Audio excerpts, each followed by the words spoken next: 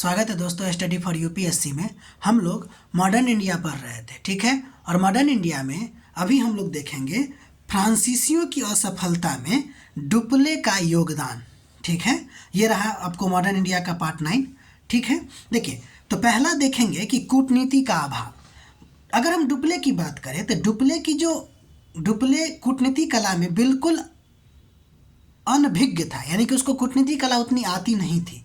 वह अपनी नीति को लेकर इतना स्पष्ट और खुले रूप से क्रियान्वयन करता था कि एक मूर्ख से मूर्ख व्यक्ति भी उसको समझ लेता था, ठीक है, और उसके प्रति अपना तैयारी करता। तो अंग्रेज उसकी बातों को समझ लेता था और क्या करता था, उसके प्रति पहले से ही तैयार रहता था।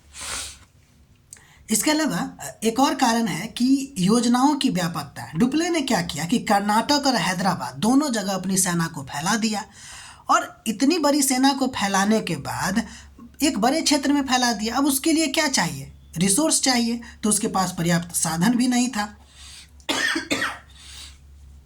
इसके अलावा एक और कारण हम दे सकते हैं डुप्ले के योगदान में कि उद्देश्य के प्रति आवश्यकता से अधिक विश्वास। वो जो था ना, उद्देश्य के प्रति बहुत ज़्यादा विश्वास कर लिया था। जैसे वह न्याय का पक्ष लेकर उद्देश्य की पूर्ति करना चाहता था कि न्याय क्या कहती है, उसके आधार पर वह काम करता था। उसकी धारणा ये थी ना कि कर्नाटक का जो नवाब है ना, वो एक्चुअली में मोहम्मद अली नहीं बल्कि चांदा साहेब है, ठीक है। उनका यह मानना था, यानी कि डुप्ले का मानना था कि कर्नाटक की गद्दी का जो वास्तविक उत्तराधिकार है वो आपको मोहम्मद अली न होकर चांदा साहेब होंगे। और उसको यह भी विश्वास था कि अंग्रेज जो है आपको उसकी मदद के लिए नहीं आएगा। लेकिन ऐसा हुआ नहीं, अंग्रेज आपको मदद करने के लिए आ गई, ठीक है। तो डुप्ले यह बात को भूल गया कि राजनीति में ना न्याय और अन्याय को अलग कर स्वास्थ्य पूर्ति को प्रधानता दी जाती है, ठीक है। तो इसीलिए एक तीसरा कारण भी है जो डुप्ले का उत्तरदायित्व बनता है फ्रांसीसियों की असफलता में। अगला कारण अगर हम देखें तो डुप्ले एक और काम करता था कि फ्रांस की सरकार को वस्तु स्थिति से अनभिज्ञ रखता था। उसको फ्रांस की सरकार को पता लगने नहीं देता था और खुद व खुद करने की कोशिश करता था। जैसे डुप्ले की सबसे बड़ी भूल तो यह थी कि उसने फ्रांस की सरकार को भारत की राजनीति की वस्तु स्थिति और अपनी योजनाओं से अवगत ही नहीं करवाया। तो जितना सपोर्ट उसको मिलना चाहिए था उतना सपोर्ट नहीं मिल पाया, और इसके बदले हुआ ये कि जो अधिकारी सब थे और फ्रांस का जो सरकार था उसमें इसको क्या हो गया, मतभेद हो गया, ठीक है। बल्कि वो क्या करता था कि भारतीय राजाओं की सहायता करके उससे धन प्राप्त करके उसी के सहारे अंग्रेजों से युद्ध जीतकर उसे भारत से भगाना चाहता था। तो ये भी उसका एक कारण है रहा। इसके अलावा डुप्ले की शासन नीति की अगर हम बात करें तो डुप्ले की शासन नीति भी दोषपूर्ण थी, और ये भी आपको फ्रांसीसी के पराजय में एक महत्वपूर्ण कारण रहा। क्योंकि उसने ना उपहार ग्रहण की नीति का जो है ना, उसकी उपहार ग्रहण की नीति जो थी उसके अफसरों को बहुत ज़्यादा प्रभावित किया। वो लोग जो है ना स्वार्थी बन गए, लोभी बन गए, चरित्रहीन बन गए। इसके अलावा एक मुख्य कारण ये था कि डुप्ले जो है ना अंग्रेज की सामुद्रिक शक्ति जो कि लगातार बढ़ रही थी उस पर कभी विचार नहीं किया, और उसके प्रति उत्तर के लिए खुद समुद्री शक्ति बनने के लिए तत्पर नहीं रहा। तो ये भी एक कारण बन सकता है डुप्ले का जो फ्रांसीसियों की असफलता का एक कारण था, ठीक है। तो ये हम फ्रांसीसियों की असफलता में डुप्ले का योगदान की हम लोगों ने चर्चा किया, ठीक है। ये मेंस टाइप है। अब हम लोग आगे बढ़ते हैं।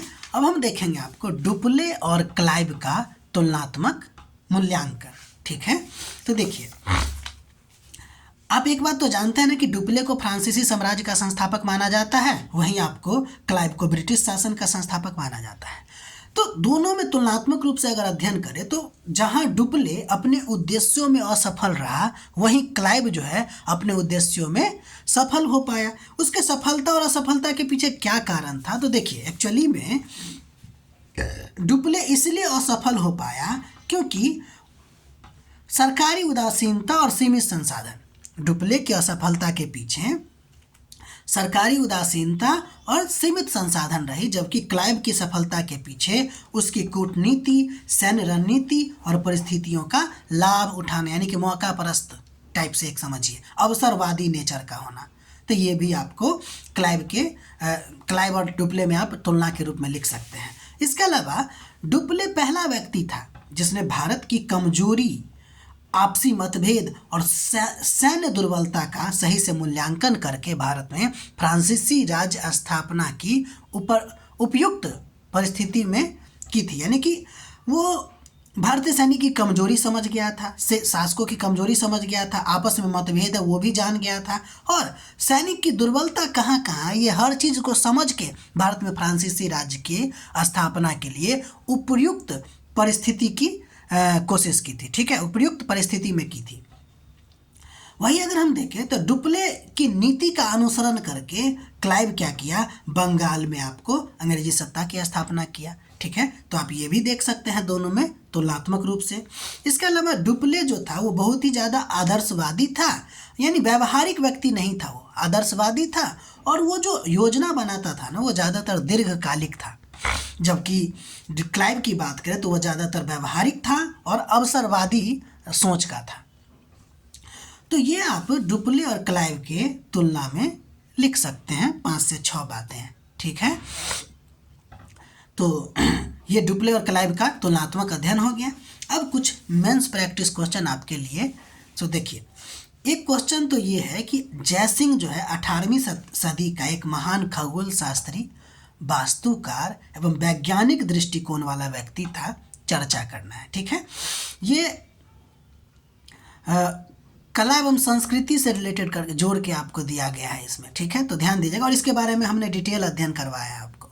इसके अलावा एक और क्वेश्चन आप देख सकते हैं, ये जो रवि वर्मा है उसका मूल्यांकन चित्रकार के रूप में करना है। ठीक है, तीसरा क्वेश्चन आप देख सकते हैं कि कर्नाटक के युद्ध में फ्रांसीसी के पराजय के कारणों की विवेचना करना है। और एक और क्वेश्चन कि डुप्ले एक ऐसा यूरोपियन था जिसने औपनिवेशिक साम्राज्य का स्वप्न देखा था। ठीक है, ये भी एक क्वेश्चन है आपको प्रैक्टिस के लिए। ठीक है, अब हम लोग यूरोपीय कंपनी की प्रतिस्पर्धा खत्म कर दिए हैं।